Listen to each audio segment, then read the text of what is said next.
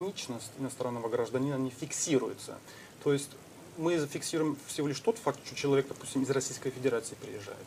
Поэтому сложно сказать точно. Живут чеченцы в основном в Бранденбурге, в Берлине в том числе, конечно, и в Нотр-Рейн-Вестфалии тоже есть община чеченская. А вот за последнее время их число увеличивается? Есть какая-то геометрическая прогрессия? Я не могу точно сказать, потому что отчет о миграции, он как бы для минувшего года еще не опубликован. Поэтому мы не можем с уверенностью сказать, сколько теперь живет чеченцев в Германии. Но я думаю, что по сравнению с 2013 году, когда достигался пик миграции из Чечни, сейчас значительно меньше приезжает чеченцев в Германию. Это связано с тем, что на границе Польши и Беларуси их больше не пускают, насколько я понимаю. Конечно, да. А вот скажите, у вас в издании «Фокус» вышла статья под названием «Чеченские банды орудуют в Берлине». Да? Броский такой заголовок. Это фокусы издания «Фокус» или правда орудуют? Потому что страшно становится. Знаете, я должен сказать, что я никогда сам не выбираю эти титулы, эти названия. Это всегда делают коллеги с «Фокуса». Я бы такое не говорил, потому что это не соответствует фактам. Есть, правда, чеченские банды, которые занимаются сейчас больше преступностью, чем раньше, в том числе и в Берлине, где сейчас очень накапливается ситуация. Но то, что в общем чеченские банды таким делом занимаются по всей Германии, этого, конечно, нет. А какую роль чеченцы играют именно в среде салафитов, исламистов? Это очень хороший вопрос, потому что мы, как журналисты и ученые, мы сталкиваемся им уже давно. Можно сказать, что значительно большую. Значительно большую, потому что они, хотя их мало в Германии, можно сказать, берут на себя руководство. Если мы смотрим на ситуацию в Бранденбурге, мы можем констатировать, что из 130 так называемых джихадистов, которые там есть по сей день, больше половины, то есть 60 чеченцев. Хотя в Бранденбурге живет где-то 5000. Да. Это, конечно, тенденция, которую мы видим. И я думаю, что чеченские салафиты или джихадисты, они, конечно, обладают определенными качествами, которые отличают их от других. В общем, чеченские салафиты, у них очень сильный дух.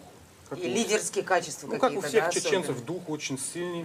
Можно сказать, что они ничего не опасаются.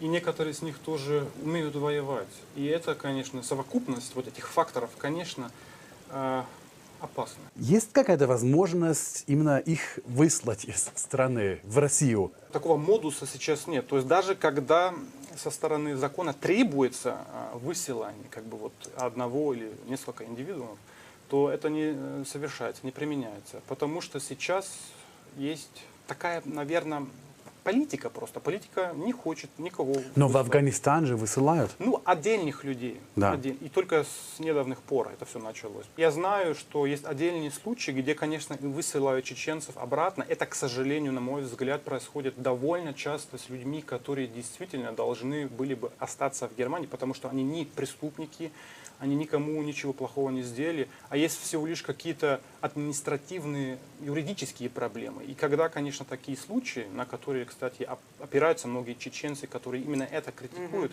когда они становятся публичными, известными, конечно, среди чеченского сообщества бывает, конечно, такой гнев, и они думают, что это неправильно. Это, кстати, в индивидуальных случаях неправильно, да. И они устраивают митинги в Берлине. Ну это да, тоже устраивают знаю. митинги, конечно. А как вообще чеченцы отличаются от других групп мигрантов в Германии? В Германии я бы сказал, что чеченцы отличаются своей замкнутостью. Когда вы бываете, допустим, в чеченских селах, вы видите, что любой двор, любой дом окружен стеной. То есть люди очень не любят, когда их личные дела решаются на глазах публики. И поэтому я думаю, что они отделяются, конечно. Я это хорошо знаю, потому что я работаю и с государственными, и с частными учреждениями, которые занимаются чеченскими мигрантами в Германии. Еще они отличаются, это новое явление, что в последнее время у них все больше в этих лагерях, где проживают, проблемы, стычки с другими, допустим, уроженцами Африки или Средней Азии. Это мы наблюдаем в последнее время. Что На бывает- почве чего? Ну, это сложно сказать, но на почве человеческих конфликтов. Один человек считал, что другой неправильно, неуважительно себя вел, и поэтому бывают проблемы. Не уважал. Не уважал, это часто бывает. Или трогал мою жену. Ты меня уважаешь. Да. Понимаете, чеченцы, как я сказал, они очень гордый народ, и они никогда, по сути, не уступают. Знаете, кто лучше всего описал дух и менталитет чеченцев? Это Лермонтов, когда он служил в начале 19 века среди казаков на Кавказе. И он вот что сказал.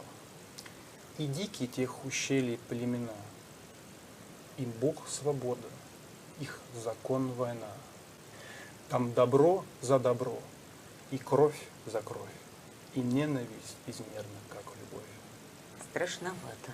Вы чувствуете опасность, когда занимаетесь этой темой? Вы чувствуете, что вы себя подвергаете опасности? Нет, Нет? нет. То есть со стороны чеченцев нет критики. Ну, конечно, Мягко бывает, конечно, и критика. Бывает критика. Некоторые, например, критикуют меня за то, что я якобы не объективно излагаю вот эту тему, освещаю эту тематику. Но, понимаете, я стараюсь сделать все так, как меня как бы говорит совесть. И вы же И здесь за видите- заголовки в СМИ не отвечаете. Ну, понимаете, заголовки Да. в СМИ, особенно в дигитальных СМИ, они, конечно, существуют в таком виде, потому что редакция хочет как можно больше, конечно, вот реакции вызывать у людей. Это все, конечно.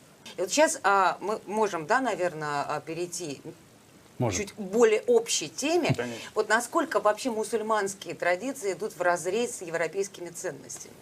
Я к тому, что этим летом особенно тема активно обсуждается, запреты никабов, хиджабов. И Австрия сейчас будет вводить в школах запрет на ношение хиджабов. Вот в Германии такое возможно?